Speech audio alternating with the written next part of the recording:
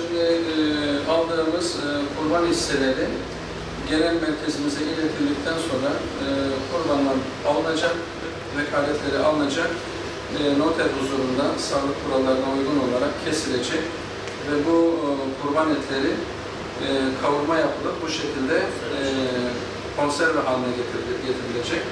Gördüğünüz gibi son derece hijyen ortamlarda bu konserve kavurmalarımız yapılıyor sağlık koşullarına en uygun şekilde.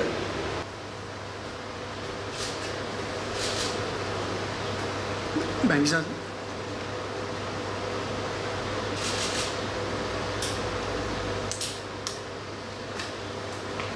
...2020 yılı Kızılay'ımızın vekaletle kurban kesim kampanyasını başlatmış bulunuyoruz.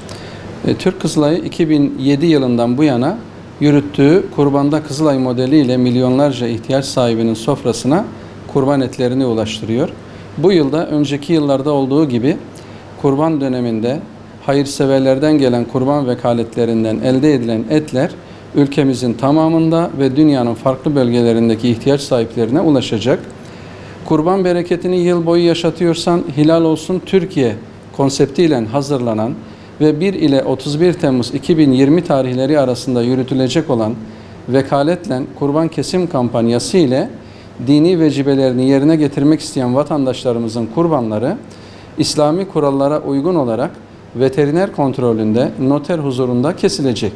Elde edilen etler vekalet sahiplerinin adına gerçek ihtiyaç sahiplerine sağlık kurallarına uygun olarak ve insan onurunu zedelemeden dağıtılacak. Bu yılki yurt içi kurban bedelimiz 1050 lira, yurt dışı kurban bedelimiz ise 850 lira olarak belirlendi. Vekaletle kesilen kurbanlarımız yurt içinde 1.680.000 kişiye, yurt dışında ise 2,5 milyon ihtiyaç sahibine ulaştırılacak.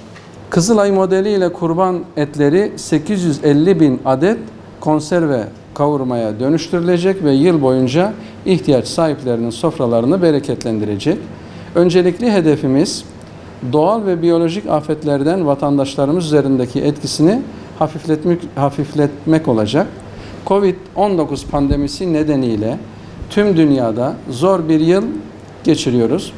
Bundan en çok da toplumun alt kesiminde bulunan kişiler etkileniyor.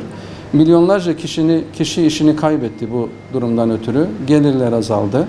Ülkemiz bunun yanı sıra ard arda depremler yaşadı. Elazığ, Van, Bingöl depremlerinden on binlerce kişi etkilendi. Hala binlerce kişi konteynerlarda yaşamlarını sürdürüyorlar. Kızılay olarak bu yıl vekaletini alıp keseceğimiz kurbanlardan elde edeceğimiz etleri öncelikle toplumun bu kesimleriyle paylaşacağız. Kurban vekaletlerini Kızılay'a emanet eden hayırseverler gerçek ihtiyaç sahiplerine ulaşmanın huzurunu yaşayacaklar Kızılay ile. Kurban ibadetini Kızılay vasıtasıyla yerine getirmek isteyen hayırseverlerimiz bankalarda, tüm bankalarda bulunan Türk Kızılay bağış hesaplarından, tüm PTT işlem merkezlerinin 2868 nolu Türk Kızılay posta çeki hesabından ve 168 nolu ücretsiz çağrı merkezini arayarak kendi kurban bağışlarını yapabilirler. Tüm kredi kartlarıyla 4 taksitte bulunabilirler. Diyarbakır ilimizde de biz hem merkezde bulunan 5 şubemize hem de merkez dışındaki şubelerimize vatandaşlarımızı bekliyor. Onların kurbanlarına talip olduğumuzu ifade etmek istiyoruz. Bu vatandaşlarımız şubelerimize gelerek kurban bağışlarını makbuz karşılığında yapabilirler. Şimdiden hepsine çok teşekkür ediyor. Bağışlarını bekliyoruz.